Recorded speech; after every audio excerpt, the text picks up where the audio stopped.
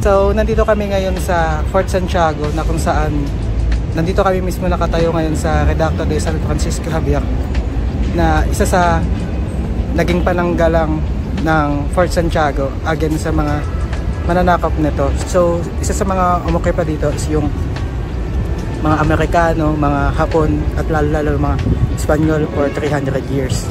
So, ngayon dito nakalagak yung isang chapel na kung saan nakalagay yung imahe ng Our Lady of Guadalupe. So yung Our Lady of Guadalupe dito na nakalagay is siya nung original na galing pang Vatican according doon sa mga bantay.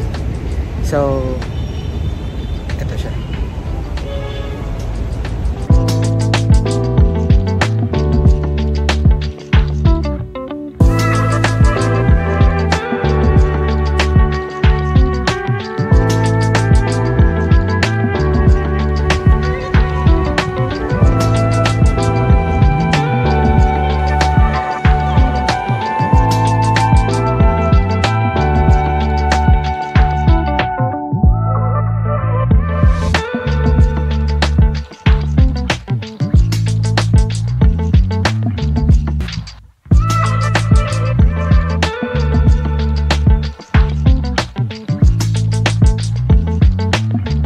So ngayon nandito po kami sa harap ng Fort Santiago Gate. So noong November 3, 1896, so dito pumasok si Jose Rizal nung nakulong siya. And ang gate na to ay sumisimbolo ng freedom, ng transition of freedom to captivity. And dito rin lumabas si Jose Rizal during his martyr's walk na mula sa Bagong Bayan na ngayon ay Rizal Park.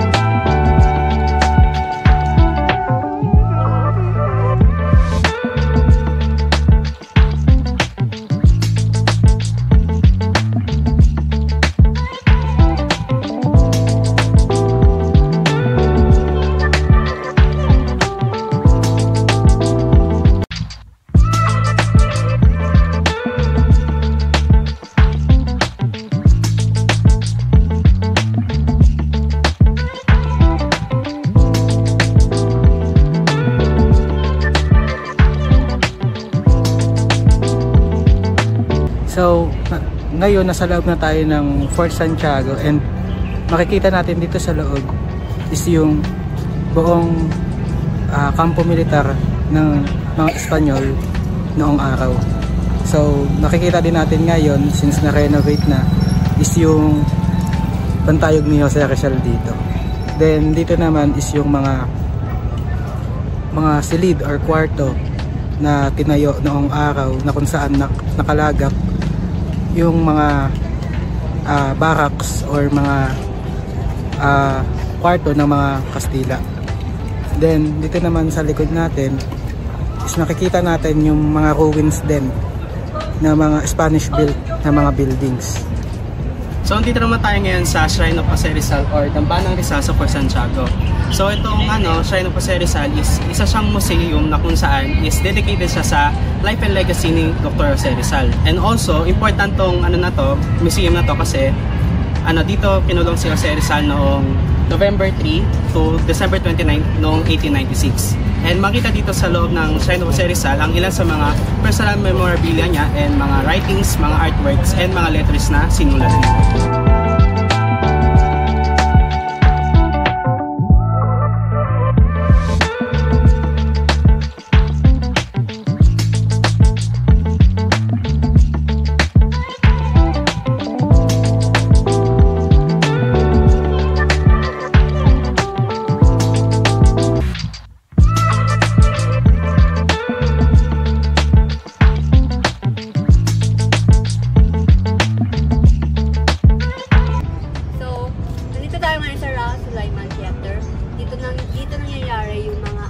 theater plays ng mga Philippine history.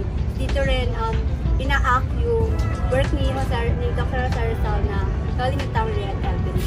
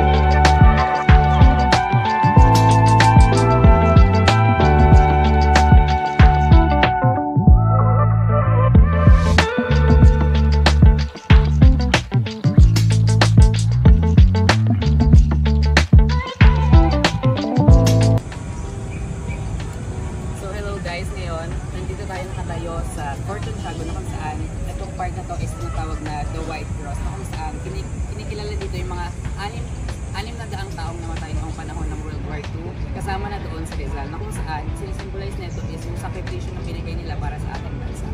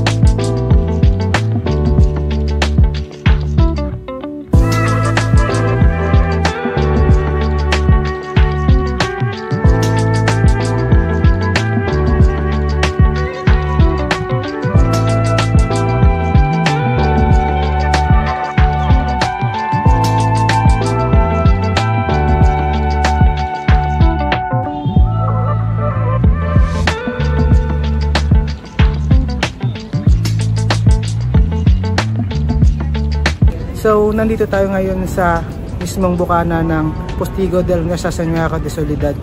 So, ito yung mismong entrance niya, which is makikita natin yung Pasig River pag pasok natin sa loob.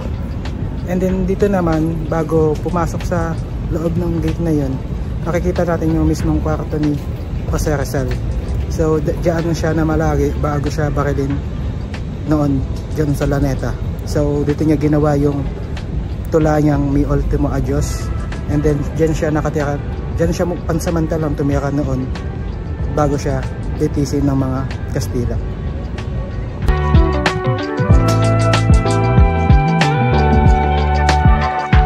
Ngayon pupunta na po kami sa Rizal Park. Yay! Yay! See you guys.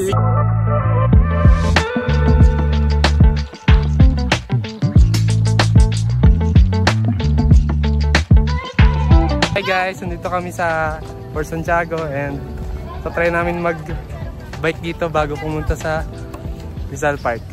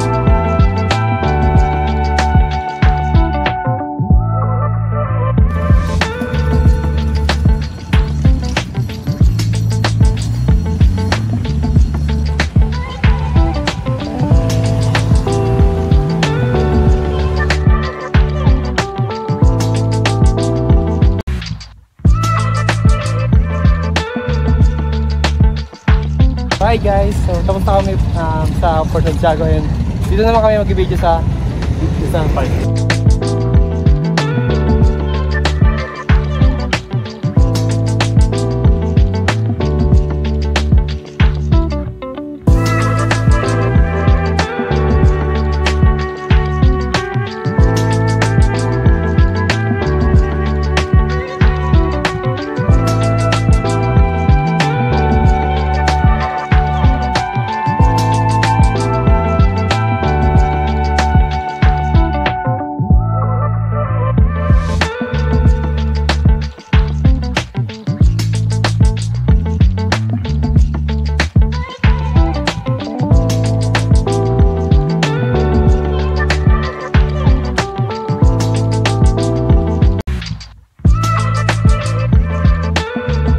So hi guys, ngayon nakatayo tayo dito sa tapat ng Rizal Monument dito sa Rizal Park o mas kilala dati bilang Bagong Bayan. So ito ay tinayo upang bigyang karangalan si Rizal bilang ating pambansang bayani.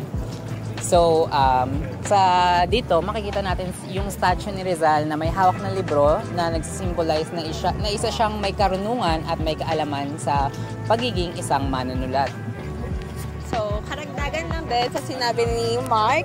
So, makikita natin yung monumento ni Rizal na nasa harap ng isang marble and napapalibutan siya ng watawat ng ating bansa. And also, alam naman natin na dito sa Rizal Park, binaril si Jose Rizal noong December 30, 1896 dahil nga sa mga sinulat niya laban sa Espanyol. So, bilang estudyante, hindi lang siya basta istruktura para sa amin. So, sinisimbolize din ito yung pagiging Pilipino natin, pagiging makabayan, and yung pagiging pagkakaisa nating mga Pilipino.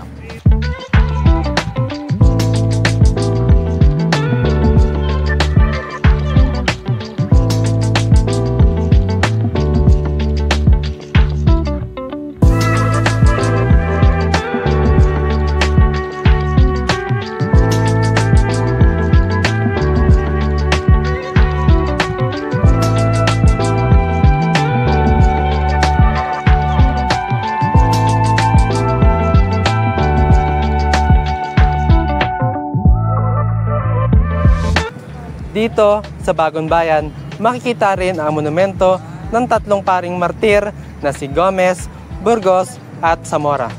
Sa pagbitay ng tatlong paring martir noong Pebrero 17, 1872, ito ay naging malaking epekto kay Rizal. Sa pagbitay nila, napamulat kay Rizal ang kawalang katarungang kolonyal ng Espanya.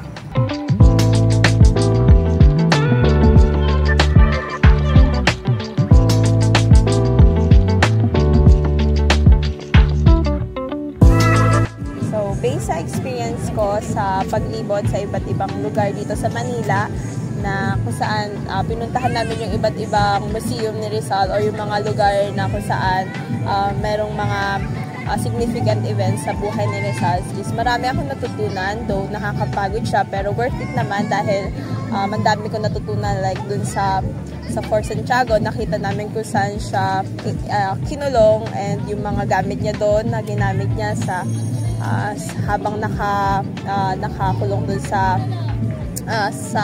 Fort Santiago. So, ayun, ang dami naming natutunan, lalo na yung pumunta kami dun sa shrine niya, sa Rizal Shrine. Nakita namin kung saan siya nakakulong and ayun, ang dami namin natutunan dun sa parte na yun. So, while dito naman sa Luneta is nakaka-refresh siya and ayun, ang sarap lang i-reminisce ng mga lugar na kung saan yung mga dating nangyari is ayun, napuntahan namin. So, ang aking hinuha sa paggala namin dito sa Intramuros, sa Fort Santiago, and sa Rizal is sobrang nakakapagod siya, pero at the same time, syempre marami kaming natutunan in the past, tsaka kung paano siya binubuo ulit ngayon or mas inaayos kasi nga 'di ba hindi naman natin kayang i-maintain na ganun pa rin yung itsura ng mga lugar na yon. So the first one na binisita namin is yung sa Intramuros. What I enjoyed the most doon is yung nagbike kami kasi doon sa part na yun is nalibot namin yung kagandahan ng Intramuros and nakita namin kung ano yung mga ways na pwede naming daanan, mga lugar doon, mga kapihan at iba pang mga infrastructure na pwede naming puntahan in case na bumisita kami sa lugar na yon. Then syempre yung Intramuros is siyang tinatawag na Great Ball para protektahan yung mga hininuno natin sa mga nangyari noon sa kasaysayan. And next naman is sa Fort Santiago. Doon naman nangyari is yung mga sa ilalim doon sa dungeon. Yun yung pinaka na-enjoy ko kasi parang kahit sobrang hirap huminga doon sa ilalim, parang nararamdaman mo na may something na kakaiba doon. Parang yung presence niya is hindi mo in-expect. Then after nun, marami kang matututunan sa loob, like kung paano pinahirapan, like yung sa mga Japanese na nakasulat doon and etc. So meron din tong part na basa. Then sabi is nababasa siya dahil doon sa Pasig River. And ayun, after nun, marami pa kasing nangyari. So after nun, pagkalabas namin doon sa taas is sobrang nakakahinga siya. Ang sarap sa feeling kasi parang nabunutan ka ng tinik kasi nagkaroon ka ng knowledge maliban doon, parang mas dumami yung kaalaman mo pa and hindi mo kailangan pang gumawa ng ibang paraan para mas pumangit or masira yung kasaysayan natin. And last naman dito sa Rizal Park, ang una ko talagang napansin dito is ito na kasi yung pinaka-popular na history place ni Rizal, and ang una ko talagang napansin dito is yung lights. Syempre isa tong park, so basically meron na siyang mga ganon, kaya in-expect ko na siya and maraming beses na rin ako napunta dito. So far, ang pinaka na-enjoy ko dito is yung monumento ni Rizal na kung saan yung mga nangyari doon sa kanya is sinabi na kung paano siya namatay noong December 30 and etc. O kung ano yung connection ng tatlong paring martyr, sila Gomburza and etc. So ang sad part lang dito is late na kaming nakarating kasi gabi na rin kami natapos nakalabas sa Fort Santiago at Intramuros. So ayun lang para sa aking reflection. So sa reflection ko naman pagdating dito sa pagpunta namin sa Intramuros at dito sa Luneta Park, bale, una syempre sa Intramuros nakita namin doon lahat ng mga historical sites, even na kahit ruins na lang sila is makikita pa rin natin doon kung ano nga ba yung mga possible na nangyari noon via our imagination.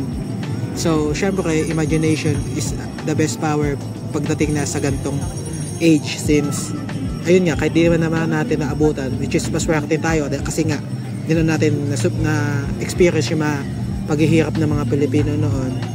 Bale, na-imagine na lang natin sila sa kung ano nung nakikita natin na natira na bahagi ng kasaysayan. So una doon pagdating na sa Intramuros, bale una naming nakita doon is yung mga Spanish infrastructure na kung saan laganap talaga yung mga culture ng Spanish noon since for 300 years na malagi sila dito sa Pilipinas.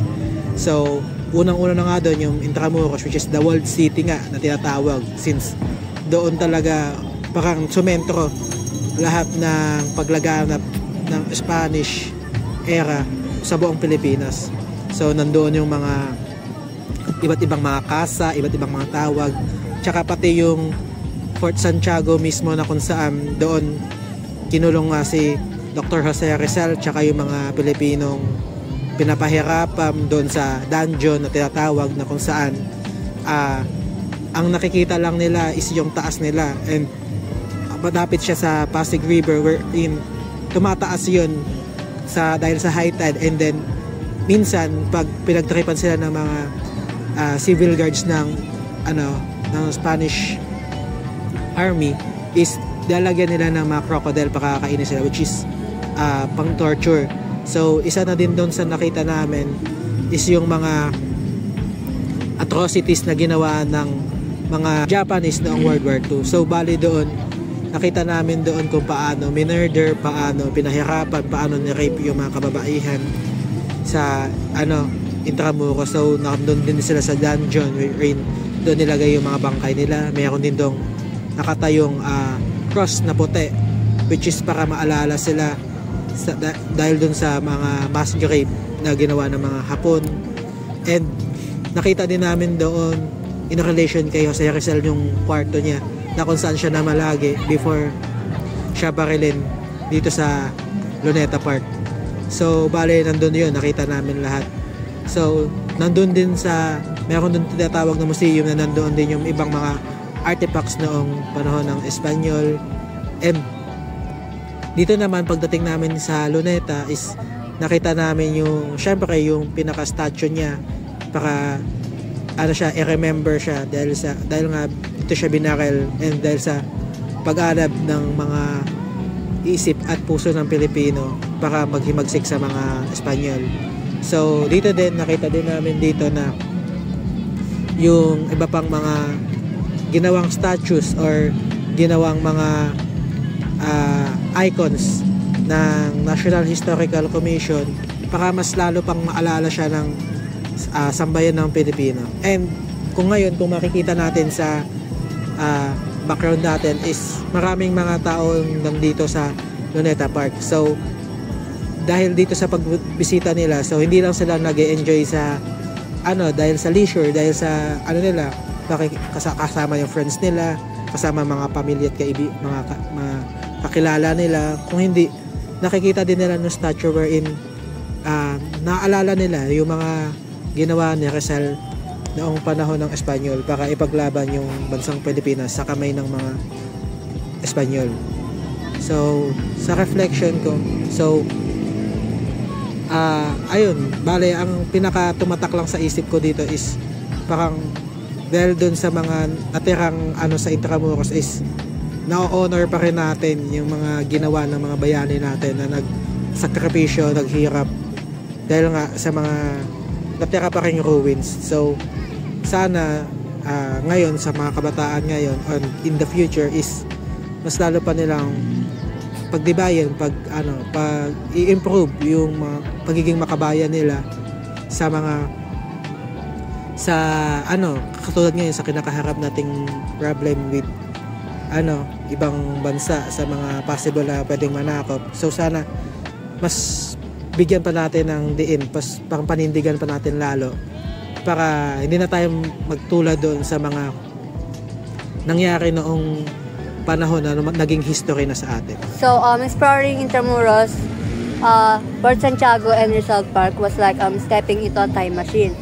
So it hit me hard na parang bumalik ako sa panahon ng nung mga buhay pa yung bayani and yung colonialism. So habang naglalakad kami sa Intramuros, sa tinatawag ding Mall City, I couldn't help imagine but how life must have been hard nung dati. So yung mga cobble streets and old buildings doon, parang ang dami nilang kwento na gusto nilang sabihin. So dito mo rin mararamdaman kung paano lumaban yung mga bayani natin. Parang di mawala yung kultura nila na sobrang takal sila ng Spanish rule. So dito parang naramdaman ko, mas lalong tumaas yung pride ko as a Pilipino dahil nga ayun. Then habang naglalakad din ako ron, narinig ko yung trivia about sa mga ancestral architectural buildings doon. So dapat daw yung mga architectural buildings doon hindi siya mas mataas doon sa Manila, sa Cruz ng Manila Cathedral. So kung gusto mong magtayo ng architectural building, dapat hindi doon mas mataas and dapat yung architectural building mo is makaluma siya. So kahit bago yung mga gagamitin mong gamit, dapat yung design niya is makaluma pa rin. Next is yung pumunta kami sa Fort Santiago. So iba yung feels dito, mas mabigat siya kasi dito nag-stay si Rizal bago siya binaril and parang mas mabigat siya sa dibdib. So pagpasok ko sa museum na dedicated kay Rizal, andun yung mga sulat niya, mga poems, tapos yung work niya na ni Ultimo Adjust. Tapos napifeel ko din doon na grabe, ginawa niya lahat. Ginawa niya yung sulat na yon para knowing na ma-execute na siya. Tapos naglakad din kami sa doon sa parang final step niya. Tapos parang habang naglalakad ka, parang reminder siya na habang na yung freedom natin ngayon, binayaran yun ng dugo at buhay ng mga bayani like him. Tapos ngayon, nandito kami sa Rizal Park. And syempre, since gabi na, hindi kami nakapasok sa doon sa lugar kung saan nire-enact yung pagbaril sa kanya. Pero nakapunta na naman ako doon, so nakita ko na siya. So doon talaga, makikita mo talaga kung ano yung position niya, yung mga soldiers na nakapaligid sa kanya, kung ano yung nangyari doon. Sobrang intense yun. And naisip ko din na si Rizal, hindi lang siya basta hero sa textbook, kasi isa siya talaga siyang totoong tao na may pangarap na binigay lahat para sa bayan. So, I realized din na hindi lang tutungkol sa nakaraan. It's a reminder for us na new generation na hindi lang tayo dapat maging proud sa history natin. We should also step up and contribute to the country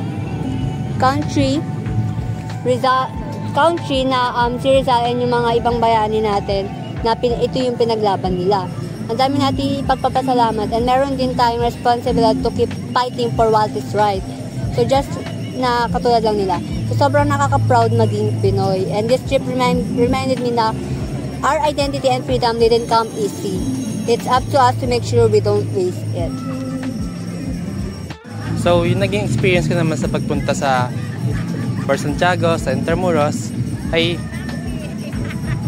sa una is nakapagod siya, and before the day na pumunta kami is sobrang excited ako kapuntahan kasi makikita ko na yung mga places na may significance kay Jose Rizal.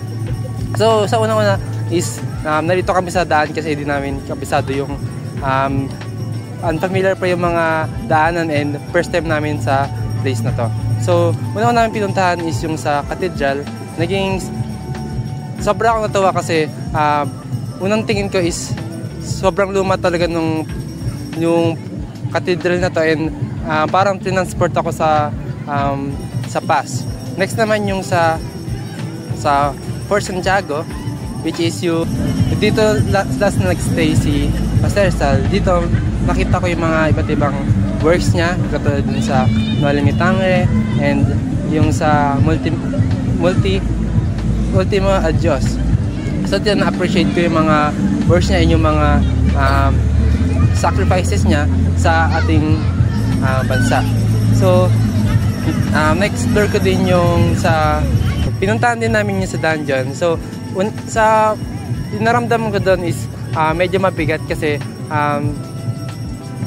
nakita ko yung mga pictures ng mga nasawing nung unang panahon, and parang naisip ko na dapat i-appreciate pa natin yung mga lugar na ganun kasi nanlaki ng mga naging sacrifice nila sa kung ano meron tayo ngayon. Next namin pinuntahan is yung sa Luneta Park, which is yung ngayon. So ginabig kami ngayon kasi nag-ibat-libat pa kami, and nag-try din kami ng mga bike sa Intramuros, and doon namin nalibot ng maigi yung place na yon, and nakita namin yung mga iba't ibang infrastructure na connected sa history ng ating bansa and history kay Rizal. So nandito kami sa Rizal Park. So tuwan-tuwa ako kasi nakikita ko yung mga maraming tao na pupunta dito kasi na-appreciate nila yung lugar, and dito rin kasi namatay si Rizal, and itong lugar na to is nasaksihan niya yung pagkamatay ni Rizal, and ito yung naging malaking significance sa history ng Pilipinas. So, exploring Intramuros, Fort Santiago, and Luneta Park was an amazing experience kasi tagal ko na tagang gusto makapunta dito, and also first time ko, and amazing journey siya kasi nag-resonate siya sa akin kasi gusto talagang malaman yung may mga history in mga culture natin, and also para rin na makita ko yung mga iconic landmarks, and yung mga iconic landmarks yun is di lang nila ako transport back in time kasi parang nalaman ko rin dito yung mga meaning sila, and also nakita ko rin dito yung mga legacy and yung mga sacrifice na ginawa ni Dr. Jose Rizal for our country.